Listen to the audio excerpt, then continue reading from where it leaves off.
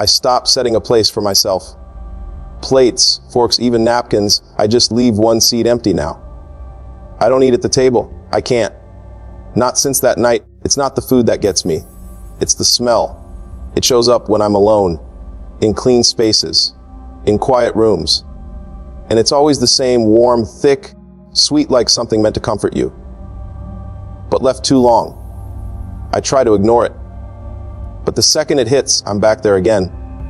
People don't ask what happened, and I don't offer. I've kept it tucked away, convinced myself it was one strange evening. But it's been 3 years, and I still wake up gasping like the air's been taken from my chest. I knew something was wrong the moment I crossed the doorway. I couldn't explain it then, I still can't now, but it felt like the house had already decided who I was. Before I took off my coat, before I saw their faces, before I even spoke a word, there was stillness inside, just too still, like everything had been waiting too long and was starting to forget how to move.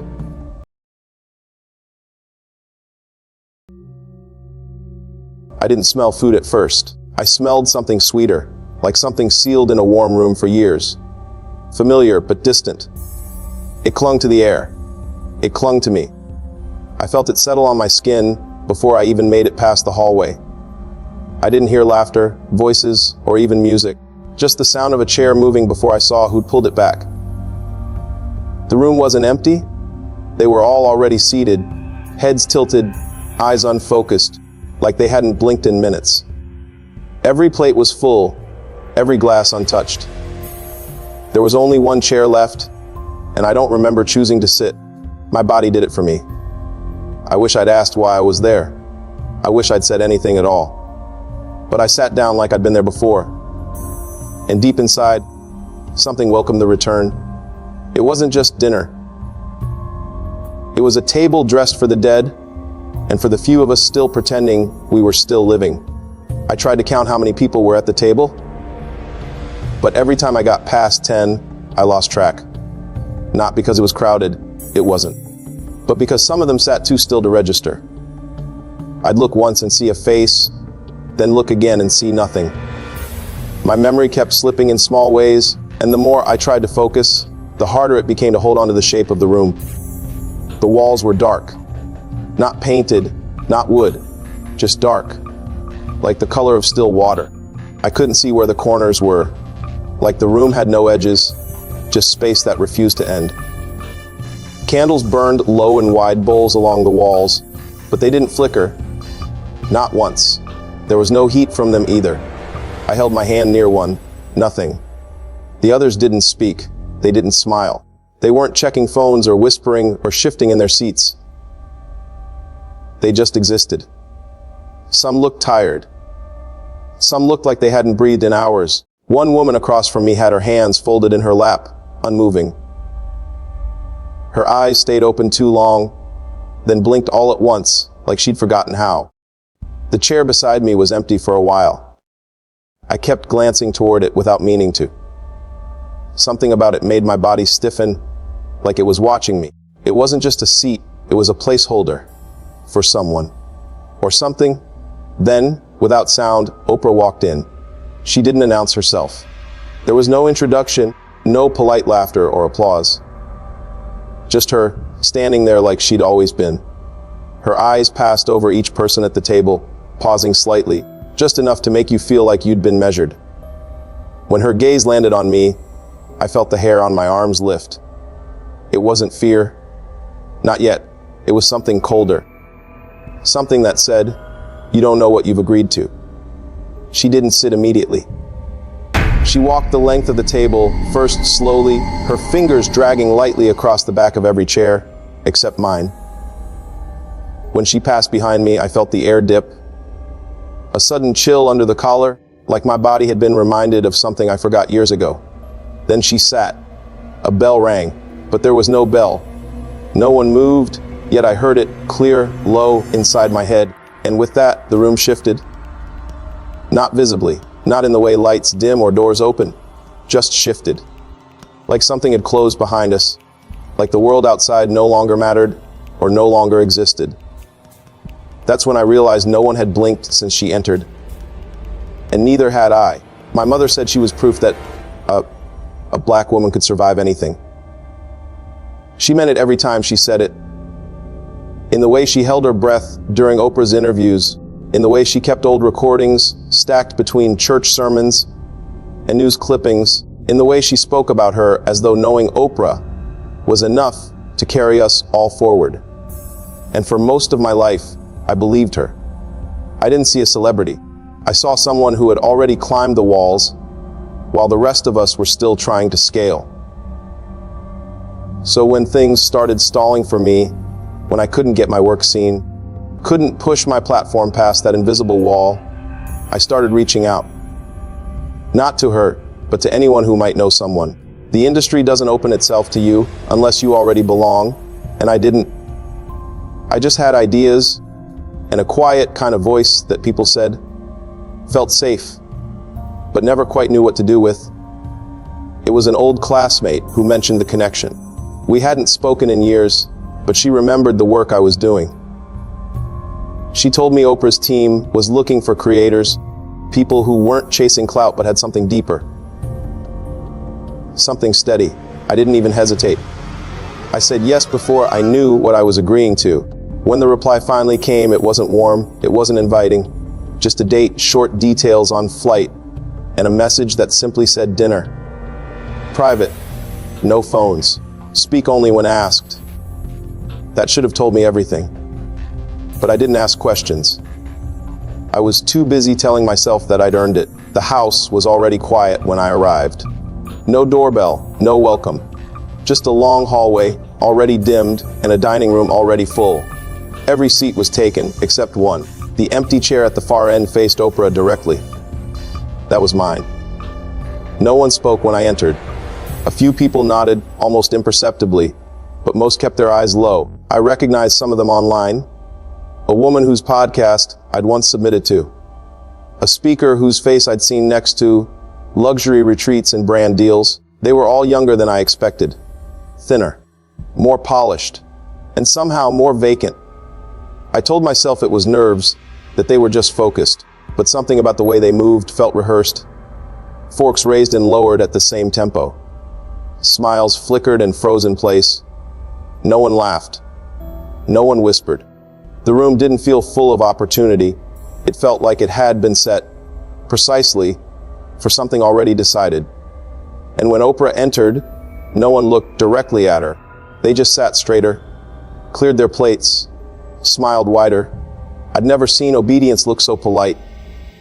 The man seated beside me hadn't shifted since I arrived. His hands stayed flat on his thighs. His spine didn't bend. He didn't eat, didn't glance up. He wasn't calm.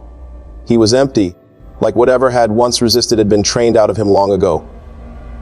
I turned slightly, just enough to see him clearer. And without looking at me, without blinking or moving anything but his mouth, he said, "Don't look behind you." The words didn't come with urgency. They came like a routine, like something he'd memorized because he knew exactly what happened when someone didn't listen. I didn't turn around. I didn't speak. I didn't breathe too loudly, because the moment he said it, I felt it too, the presence. Heavy. Close. Close enough that I could feel the warmth from it against the back of my shoulder. Close enough that I knew I wasn't imagining it. That's when I stopped pretending this was dinner. It wasn't about inclusion. It wasn't about discovery. It wasn't even about potential. This was a transaction. A slow offering. A room full of people who had either paid what was required or were now sitting in silence, deciding if they still would. And I was the only one at that table who hadn't yet made up her mind. At some point, I stopped hearing the forks. The soft clinks, the rehearsed movements. They slipped into the background without me noticing. Something else was rising. Not a sound. A smell. Familiar, but wrong in a way that made me sit still. It was faint at first, like a trace left behind in a room that had been locked too long. Then it grew thicker. Warm, floral, but with something stale beneath it. It reminded me of heat left inside fabric, like perfume sprayed on skin that had been sweating for hours. At first, I thought it was coming from the room, maybe the drapes or the tablecloth. But the longer I sat with it, the clearer it became. It wasn't around us. It was moving through us, and it was coming from her. Oprah had risen from her seat. She wasn't speaking.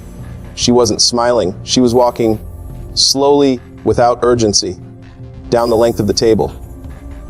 Her posture was perfect, hands at her sides, her steps measured. Every time she passed a chair, the smell intensified. Not loud, but undeniable. I kept my head still, but I could feel it moving behind me, settling near my collar.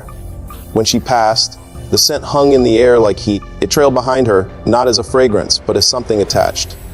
It wasn't food, it wasn't perfume. It was residue, old, ingrained. It didn't hit me all at once, but piece by piece, I started to understand.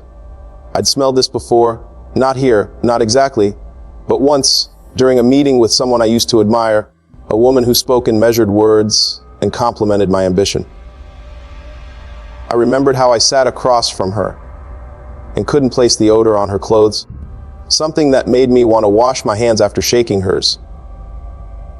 That same scent was here now, moving through this room like it belonged to it, or maybe like we belonged to it. She continued past me without looking down. I held my breath, but it didn't help. The smell had already settled on my clothes, on my skin. It had crept beneath my tongue and stayed there. It wasn't just in the room, it was in me now, like something I'd agreed to without saying a word. It was on her clothes, on her hands, in her silence. And it was on the others too. Some of them carried it faintly, like it had faded over time. Others still had it strong, as if they'd walked through the same space just moments before. It meant something. It marked something. These weren't strangers gathered for a meal. They were people who had already stepped over a line. People who had chosen what they wanted and accepted the weight of it. That smell wasn't a detail. It was a signal. It told me they had already said yes. And I was the only one still trying to decide. I didn't know when I stopped pretending to eat. My hands were still moving, cutting into the food slowly, like the others around me. But nothing was real anymore. No one was really eating. Their forks touched the plates, but the bites never reached their mouths. Everyone just played along. It hit me then. This was something else. A test, maybe. A performance, and I had no idea what part I was supposed to play. The room felt colder than before. Not in temperature, but in the way silence had taken over. Thick silence. Heavy, like it had weight. Every person at the table sat straight, smiled politely, laughed softly when needed. But no one really looked at each other. Not for long. Their eyes drifted, avoided, obeyed. That was the moment I knew I didn't belong. I sat still, trying to copy their stillness. I watched how they moved, careful, quiet, like they were used to being watched. They weren't here to enjoy anything. They were here to survive it. Like animals in a room full of predators, pretending not to bleed. Then someone looked at me.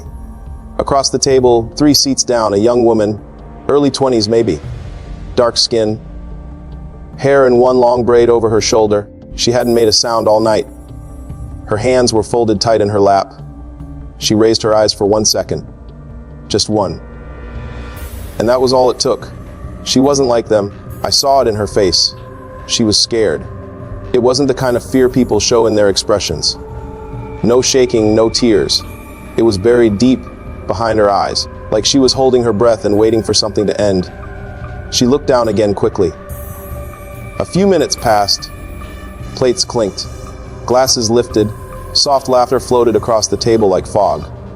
Then, almost like nothing, she moved her hand. She adjusted her plate. Just a small shift. But under it, something slid forward on the white tablecloth. A small folded paper, now resting by the edge of my bread plate. I froze. My eyes stayed forward. My hand moved like I was reaching for my napkin. Slowly, I pulled the paper under the table. It was warm, thin, folded once, maybe twice. I opened it with my fingers hidden beneath the cloth. Just one line. Handwritten, slanted, neat. She watches who breaks first. Don't be the one. My stomach dropped. I looked up again, not in panic, just carefully, as if stretching my neck. Her seat was empty. Gone. No noise. No goodbye. Not even the scrape of a chair. She had vanished like she was never there. Her plate still full. Napkins still folded. The glass barely touched. In her place now sat a man I hadn't seen before. Older, maybe in his 50s. Perfect suit. Calm face. He didn't glance at me. He didn't need to. He sat as if he had always been there. And no one said a word about the change. I looked back at the note in my lap. My fingers were damp. My chest felt tight. This was it. This was the game. A quiet room where everyone plays the same role. Smile. Sit still. Say nothing. Eat nothing. Just behave. It wasn't a dinner. It was a room built to squeeze the fear out of you. To see who could survive being squeezed the longest. I tried to breathe slower. I told myself it was fine, that I was okay, that the girl maybe just stepped out, but deep down, I already knew better. She had broken the rule, the one I didn't know existed until now. Don't show fear. Don't speak out. Don't help anyone else. And if you do, they take your seat away. I thought of leaving, just getting up and walking out. But my legs wouldn't move, and somehow, I knew the door wouldn't open for me even if I tried. That smell came back then, faint but still there. Warm, powdery, like old fabric, and something darker underneath. It brushed past my nose like a memory. I thought about how it clung to Oprah's clothes when she passed me. How it floated behind her when she walked. How it had settled into the chair beside me when the girl disappeared. Now it was closer. I didn't know if it was real or if I was imagining it, but I swear I felt it. Like it was crawling down the back of my neck. Like it had picked me next. I looked across the table again. Most of the people there weren't watching me, but one or two were, and they weren't blinking. I dropped my eyes back to the plate and placed my hands in my lap. I could feel my heart pounding under my skin. My throat was tight, but I didn't cough. I didn't move. I finally understood. They weren't eating, because this wasn't about food. It was about silence, about control, about who could be molded and who needed to be removed. This wasn't Oprah's dinner. It was her filter. And I wasn't supposed to last this long. I kept looking around the room, but not with the same eyes anymore. Something had shifted in me. What I thought was a private dinner, a rare, lucky invitation, had turned into something else. Something cold and planned. These weren't just celebrities or business moguls trying to unwind. This was a gathering of people who had done things to stay here. People who had traded parts of themselves for a seat at this table. And I don't mean hard work. I mean the kind of trade that doesn't show up in interviews. I mean sacrifices. It started making sense. The faces that never seemed to age. The ones who lost children, spouses, entire families, and never talked about it. The careers that disappeared overnight because someone said the wrong thing. The people who died suddenly, unexpectedly, after distancing themselves from the crowd sitting here. Every person here had given something up, and I was now being shown what that really meant. They weren't just rich. They weren't just famous. They were kept. And in return, they kept quiet. It went deeper than loyalty. This wasn't about branding or image. It was about survival. That's when I realized who else I was sitting among. Politicians. I recognized one, a senator, the kind always talking about protecting democracy and cleaning up corruption. He sat 2 seats away from a rapper whose lyrics talked about blood sacrifices and being untouchable. They didn't speak, but they sat in the same posture. Hands still, faces calm, eyes blank, and then it hit me.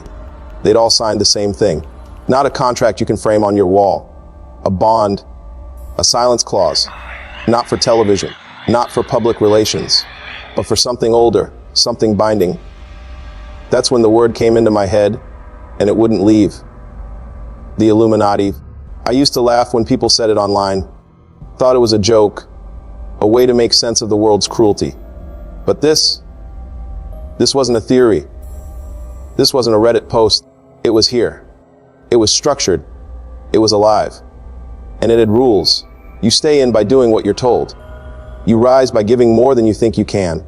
You speak out. You disappear. That girl, the one who slipped me the note, she had broken the rule. She tried to warn someone. And just like that, she was gone. No words. No noise. Just replaced. Now I understand. It wasn't about whether you were good at your job or talented or brilliant. It was about whether you could be trusted not to talk, not to feel too much, not to flinch when the room shifts. And I was flinching. I looked at the empty spot across from me. Then the spot she used to fill, and I felt the air change. Someone was watching to see what I'd do. Then came the tap on my shoulder. It was quiet, soft, but it chilled every part of me. Miss Winfrey would like a word. And just like that, my turn came. It's been almost a year since that night. I never spoke to Oprah again. I never went back to that house. And I never told anyone in detail what I saw, not because I was scared of what they'd do to me, but because I knew they wouldn't believe me. Not fully. I came back home, tried to continue life like nothing had happened, but it followed me. Not in some dramatic way. No shadows. No nightmares. Just something worse. The kind of thing that blends into you until you stop noticing the parts that don't belong to you anymore. Every now and then, I still smell it. That same sharp, bitter scent. It clings to things. The inside of new jackets. The back of my throat when I'm alone in a quiet room. I've switched soaps, moved apartments, thrown out every piece of clothing I wore that night. But the smell never really left. And every time it comes back, it brings everything with it. The girl's empty chair, the look in that senator's eyes, the way no one dared to speak when she stood to leave. I know now what I was part of, and I know there's no way to undo it. No one told me I said yes that night. But I never stood up from that table before dessert. I never left. They don't need a signature. They just need you to stay. And I did. I stayed. So now, every time I sit across from someone I care about, I wonder if they smell it too. Or if they've learned, like I have, to stop asking questions and just breathe through it. Because this isn't something you recover from. It's something you carry. I don't work anymore. Not really. The videos I planned to make, the voice I thought I had, it's all gone. Every time I try to sit down and write, or film, or speak, I freeze. Not because I don't have the words, but because I know what happens when you use them the wrong way. I built everything to get here. I wanted to be seen, to matter. But the moment I got inside that room, my career ended. Not in flames, not in scandal. Just silence. I was offered a future, and I thought I took it. But what I took was the end of the one I already had. No one calls anymore. No one replies. People I trusted stopped answering my messages. Some blocked me outright, and I get it now. No one wants to be near someone who's marked. I live day by day. I don't post. I don't speak on panels. I turn down interviews. And I've learned not to ask why certain things disappear, why some people vanish, why some names stop trending, why certain headlines never run. Because the people in that room, they decide what gets seen and what doesn't. And I already know my story won't ever make it past this screen. If you watch this far, thank you. Feel free to like, share, and subscribe if this story spoke to you in any way.